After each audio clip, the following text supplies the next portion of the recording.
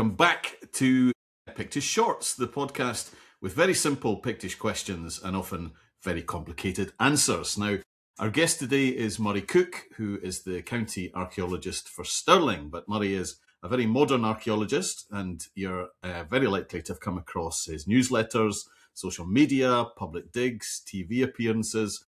And although Murray started, I think it would be fair to say, as a prehistorian, his interests roam right the way through the Pictish period and well into the Wars of Independence, and particularly the Battle of Bannockburn. So welcome, Murray. Hi, David. Thank you for asking me, and hello to everyone out there. Brilliant. Okay, let's just crack right into it. So the first question is the very important one. What first got you interested in the Picts? Well, I'm going to say two things, and kind of early medieval rather than Pictish per se, but Warlords and Holy Men, Alfie Smith's book, which I read at university. Then I went to see Danad. Okay, And I actually was just blown away by history, archaeology, the fact that you could tell that people were here, that this was where Scotland started, you know, that the kind of kingdom of the Scots. And it all seemed easy. And then latterly, I attended a lecture. I heard Alex Wolff, and there were no slides. It was the first time I'd ever been to a lecture with no slides. And I never noticed it. And it was that revolutionary kind of period where Fortray is now in Inverness rather than Angus, where you actually begin to interrogate why people say, reversing, you know, the Alfie Smith stuff. And it just got me hooked. Gradually you dig more sites, find what Gordon Noble's doing, and you go, bloody hell, that's amazing. And there's a truism in archaeology that if you dig good sites, you find nice things. And what most people never grasp is that most archaeologists don't dig good sites. We dig the periphery of sites. And actually, once you start digging good sites, you find amazing stuff. You find out that the anomalous, undated hill fort, which might be prehistoric, is actually Pictish. And then you begin to do two and two. One of the things I like doing is keyhole excavation. You can date. I mean, there are always problems with this. So what is keyhole excavation? Yeah, so keyhole is where you dig literally 0.25% of a site. You target a bank, a ditch, you go in, you hit it hard, you record the section, you hopefully get charcoal, you get a date, and then you move on. And that's what my PhD on Aberdeenshire archaeology was.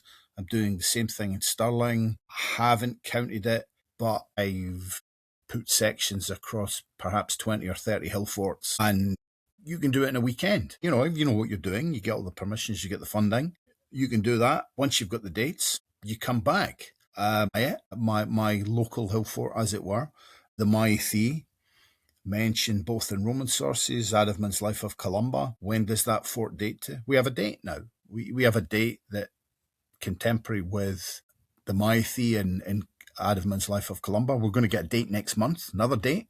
We'll keep digging. And actually, when you think about trying to do keyhole excavations 2-3 days at a time, but spending 10 years doing it, minimal investment, minimal impact on the site, and actually that kind of 0 to 60 really, really quickly. But everyone could be doing this. We could transform our understanding of Scottish archaeology in 5 years. Yeah. If we all did it. Yeah. And then let's get the dates. Let's put them in a big mixer. What's early medieval? What's late Bronze Age? What's Iron Age? And then go back, target the odd ones, target the routine ones. You accumulate this incredible volume of support. Great answer. And I think you've sort of partially answered the second question as well, which is great. And that is, we've spoken a few times with other guests about how, Pictish stuff is having a moment. Yeah. So the next question is, what is it that you find most interesting about the Pictish period now? Well, I'm going to give you a very geeky answer, right? Good. Yeah. Good, because we're very geeky here, and I'm sure out in geekdom we have lots of fans. So crack on. So Stirling's at the frontier of Pictland, right? And what does that mean? Is it the 4th? When is the frontier? Is it Dunican? Is it 685? Is it pre-685? What do we think Bede is talking about when he kind of vaguely implies the Antonine Wall is the frontier of Pictland? Then he talks about the 4th, and there's all kinds of things. The absence of Pictish symbol stones, the absence of pit names. What does that mean? So where is Pictland? Can we distinguish? We know there are multiple kingdoms. We know there's military expansion. We have what we call Pictish symbol stones. We don't know what they called them. We don't actually know. And if we mean political Pictishness as opposed to an ethnic slur, we have a kingdom in Inverness that monopolises Pictishness for its own purposes. I'm in the kind of James Fraser, Alex Wolff camp on all of that. That brand is expanded. Brand runs out of puff. 900 becomes Alapa. What is Pictish art in Stirlingshire? What's a pit name in Falkirk? What are they doing there? What does that mean?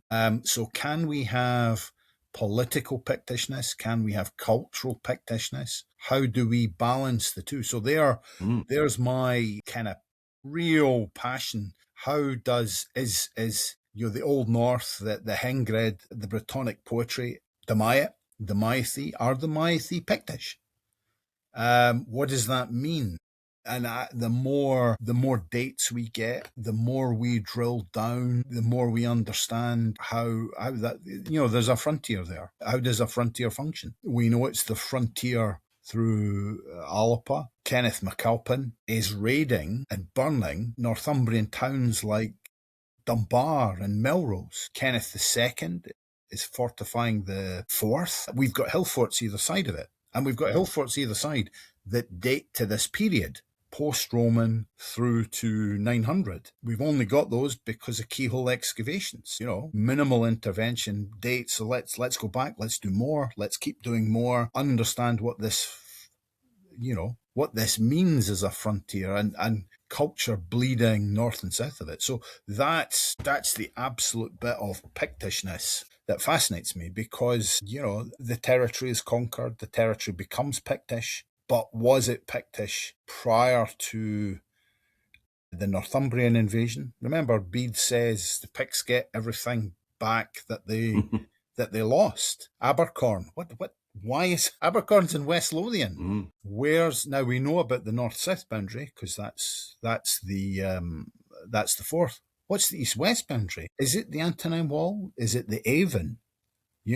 Is the Avon the cultural boundary? How then turn does that relate to Calatria? Is Calatria a kingdom, a region? What's Manow? Anyway, there you go. Just teasing all these wee lines, the fragments. And, if I was sticking back to my prehistoric roots, bish bash bosh, a date. No need to read anything because it's yet another prehistoric hill fort from 500 BC. Yeah. So that's where the fun is. That's incredible. That fusion of history, of polities, of politics, of propaganda is amazing. Brilliant. I wasn't kidding, when I said it was simple questions and very complicated answers. Well, here's a remarkably simple question. Okay. What is your favourite Pictish stone or artefact, and why? Well, I keep thinking about this. And I like a doorknob spear butt. And I always have liked the Riney Man, and I like the Riney Man in Aberdeenshire Council HQ, and that's just fantastic. Many of your listeners will remember Ian Shepherd, the late Ian Shepherd, and Moira Gregg, his colleague in crime. Fantastic. If there's someone that set the scene for what council archaeologists should be doing, Ian Shepherd. So, Riney Man, yeah, I'm probably going to have to say my favourite, of course, has to be Old Kilmadock. I thought that might come up at some point. Which is slowly but surely moving forward, and more on that later, because we're kind of we have a plan, and the plan is now moving into step 2, but we have to let that lie for a bit. Yeah, so old Kilmadock, definitely. What else would I say I particularly like? I mean, Burghead. I mean, come on, Burghead's just astonishing. The cave, the Cowsey Cave, scrambling up that foreshore, thinking about skulls lying at the Now, I think entrance. we've strayed into question 4 here, Oh, haven't have we? we? And Oh, God. it's no bad thing, but let's just remind everyone that question 4 Yeah, okay.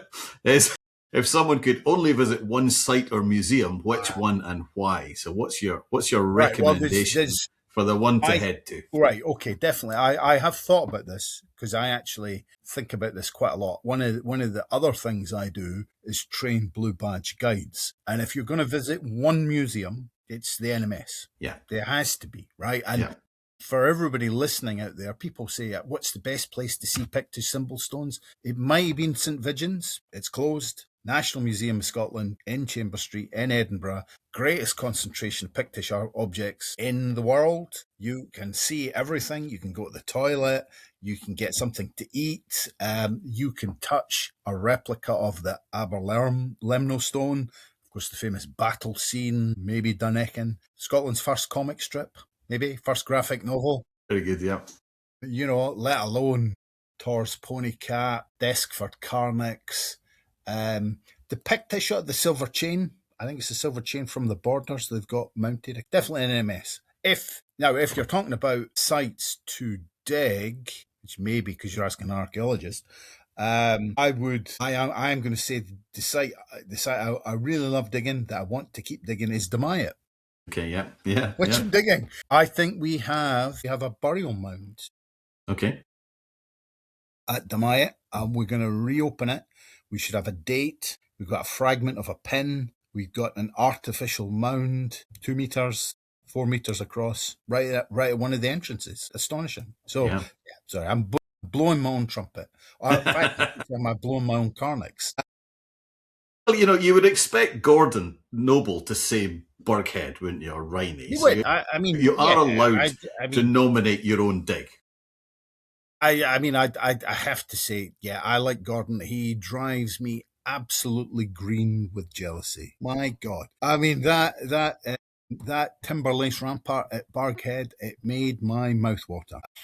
I just can't believe that the stuff that boy gets to dig. Oh my God, It's a healthy the green with envy. envy, green Yeah, with envy. we'll allow you that. Now, on to the last question, which is the real Yes. stinker, which is which lost or missing bit of sculpture or object or Pictish stone we've got a vague illustration of? What is the missing thing that if you Well, could find it on a dig or anywhere else, what would it be? Well, I mean that I was thinking again, because you sent me the questions. I had a wee look. Something that would resolve lots of issues is presumably one of the lost historical records from Scotland, Iona Chronicle. Could we get the Iona Chronicle back? The time machine. If we're talking about, if I put my Stirling hat on, there is apparently, we don't even have a drawing of it. There's a carving from the Church of the Holy Rood. Okay. Which maybe we should be somewhere. The Tacitus's account of the invasion of Scotland, because while we've got the Agricola is a summary, a funerary oration for his father-in-law. The bigger, the more in-depth bit, which should exist, was written, is lost. So, that might be quite good to find. The Eagle of the Ninth, maybe.